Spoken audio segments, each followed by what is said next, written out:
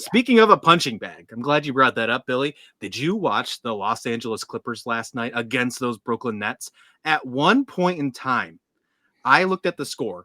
I think they were up by 60. It was insane. In the third quarter, I looked and they were on a 29-3 run to begin the half. Brooklyn got just killed in the game. And what a perfect time for the Los Angeles Clippers to have a back-to-back when your first game you can rest your starters and play your entire bench for multiple minutes. Kawhi Leonard only had 24 minutes in the entire game, if I remember correctly, and he still had 23 points. Norman Powell, I think, only had 22 minutes, and he still found a way to get 18 points. Speaking of Norman Powell, I want to get this over to you, but I think he is the most, if not the most, one of the most underrated players all season across the entire league this year. What he has done for this team, stepping up after moving on from Paul George, has just been absolutely incredible. I think he matches so well with James Harden, which isn't the easiest thing to do, by the way. We've noticed that over quite some time and over multiple teams. I think Norman Powell does a very good job doing that. I'm really excited to see him in this game against the Blazers. Now, they just host the Nets at home. They make that drive up to the Moda Center to take on the Trailblazers. And the Trailblazers are also dealing with multiple injuries, like we mentioned with OKC a few moments ago, especially with their big guys, right? Robert Williams, Jeremiah Grant ruled out for this one. Also, Donovan Clingan and as well as Matisse Thybulle are not expected to be back until sometime next week. Me personally, this is where I lean. Look at me putting in a possibility of a lean. I think DeAndre Ayton gets at least 10 rebounds. I think that's like an easiest lean of the world because of all this. I think at least 10 rebounds is where I'm going with Ayton. What are you thinking? Well, let me just say something about Norman Powell. In Kawhi's absence, I'm sorry, in Kawhi's absence, Norman Powell has become their primary scorer.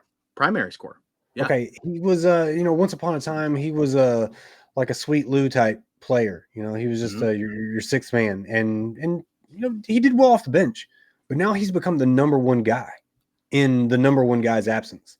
So what happens as Kawhi is now coming back and he's getting settled with the team still probably. I don't know. Does he cool him down? I don't think he does. Norman Powell is nobody's fool, and he's here. He means business, and I'm more than happy to put a prop on him. Not today, but I'm more than happy to do it. But I'm gonna tell you something, and I'm gonna tell you why James Harden's assist prop has my attention. It's because when the beard gets in his playmaking bag, something special is about to happen. So let's talk about it. The Clippers going to Portland, take on the Blazers, in what I believe could be a surprising battle. All right, the Clips are pretty decent favorites at minus 165. After a night like tonight, maybe that balloons up. Or after a night like last night, that balloons up. The Blazers at plus 135 underdogs. The spread is only 3.5 points. The over-under is at 224, and that's where this matchup gets interesting. The Clippers are still finding their rhythm with Harden in the mix. He's been around, but he kind of looks out of place to me. And maybe it's just from seeing him in so many different uniforms over the last 3 seasons. But the Blazers being a scrappy team, they've struggled against more organized offenses. So I am leaning towards the Clippers on the money line at minus 165, and I'm favoring them to cover the 3.5 point spread. For the total 224.5, feels a little bit high for these teams. I think this was going to be a slower paced matchup, especially on the second night of the back-to-back. No matter how well they were able to play against Brooklyn, I still lean under 224.5. Now, as far as that standout prop goes, it is James Harden. It is an over on assists. It reflects some solid confidence, but the matchup is marked kind of risky. But it was marked risky on an even playing field. Coming off a rested night, at the same night you get a W against Brooklyn, it's going from risky to more like a favor over. So if you trust Harden enough to control the pace and find his teammates in transition, and the over under is still around the 5 mark, listen, the overall on assists is worth a very major look. Yeah. If they start getting crazy and open at 6.5 or higher, I like him stay under that.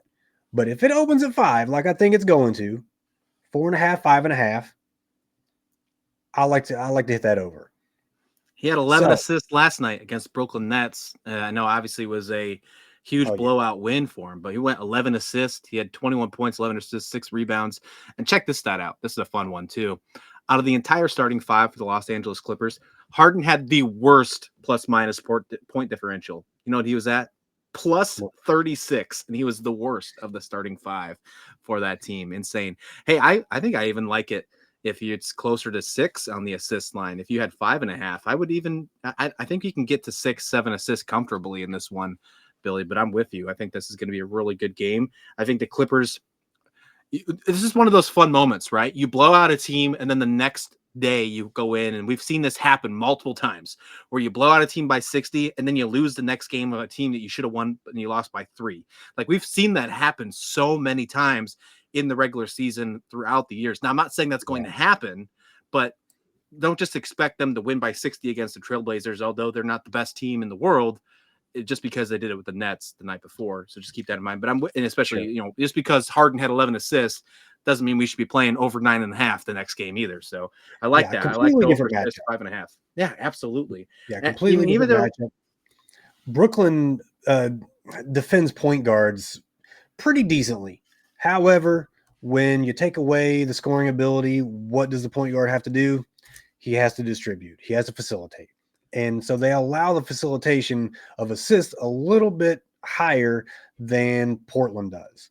And so that's why I'm kind of leaning a little bit closer to his regular averages. Brooklyn's just not a good team. Portland's not a great team, but they're a decent team, right? And again, just a different monster. But I really do like that over under of what I say 6.5. That's the max. 5.5. If it goes over 6.5, we're cutting it. But anything below that, I like the over. Yeah, I'm with you. I'm with you on that. That's good. And I'm with you on Portland. I think they're a much better team than the Nets for sure. I think Portland's on the right path. I think they're finally on the right path after the move. I think they have the right people in charge for that one. I've said that a few times already on these shows.